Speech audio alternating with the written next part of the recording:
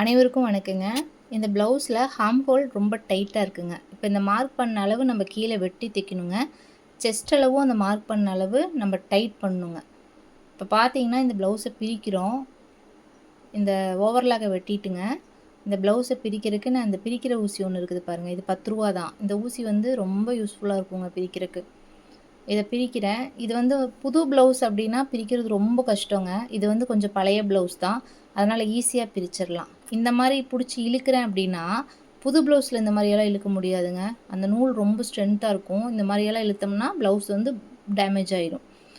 இப்போ நான் இதில் இழுக்கிறேன் அப்படின்னா இது கொஞ்சம் பழைய ப்ளவுஸு, அந்த நூலுடைய ஸ்ட்ரென்த்தெல்லாம் கம்மியாக இருக்கும். அதனால் இழுக்கும் பொழுது வந்து பிரிஞ்சிருமே தவிர நமக்கு துணியில் எந்த டேமேஜும் ஆகாதுங்க. இப்போ நான் வந்து கையை ஃபுல்லாக பிரித்து எடுக்கலைங்க. நான் எந்த அளவு வெட்ட போகிறேனோ அதுக்கு தேவையான அளவு மட்டும்தான் பிரிக்கிறேன். இப்போ நம்ம இதை மார்க் பண்ணி வெட்ட போகிறோம். இப்போ இது போல் இருக்கிறவங்க இந்த மாதிரி வெட்டி தான் தைக்கணுன்னா கையை ஃபுல்லாக பிரிச்சுட்டு நம்ம இதை மார்க் பண்ணி தைச்சிட்டு நம்ம கையை ஃபுல்லாகவே ஜாயின் பண்ணிக்கலாம் தான். இப்போ நம்ம இந்தளவு தான் மார்க் பண்ணுறோம், இந்தளவு தான் வெட்டணும். ஹார்ம் ஹோல் வந்து எவ்வளோ டைட்டாக இருந்ததுனாலும் இந்த அளவுக்குள்ளே தான் வெட்டணும். அதனால் நான் கையை ஃபுல்லாக பிரிக்கலைங்க. இப்போ நம்ம தையல் போட்டுக்கலாம். தையலை போட்டுட்டு நம்ம சைடு அடிப்போம் பார்த்திங்களா, அப்போ வந்து அந்த செஸ்டோடைய அகலத்தை நம்ம அதில் வந்து டைட் பண்ணிக்கலாங்க.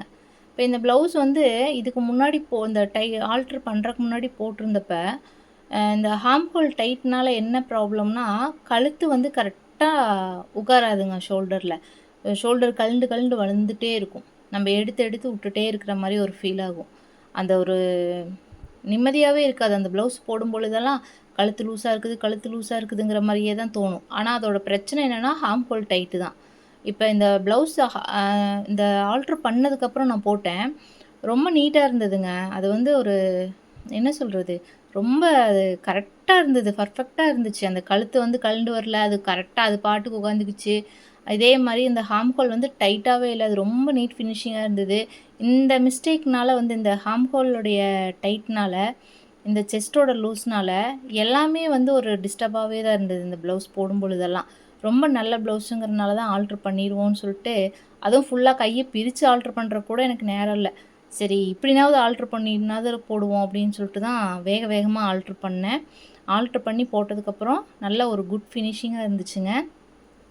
இந்த நம்ம கொஞ்சமாக பிரிச்சுருக்கணும் இல்லைங்களா, கையை ஃபுல்லாக பிரிக்காமல் அளவாக பிரிச்சுருக்கிறனால இந்த இடத்துல நெளியாக வரக்கெல்லாம் சான்சஸ் இருக்குங்க. அதனால் இதெல்லாம் நீட்டாக பார்த்துக்கலாங்க. தேங்க்யூ.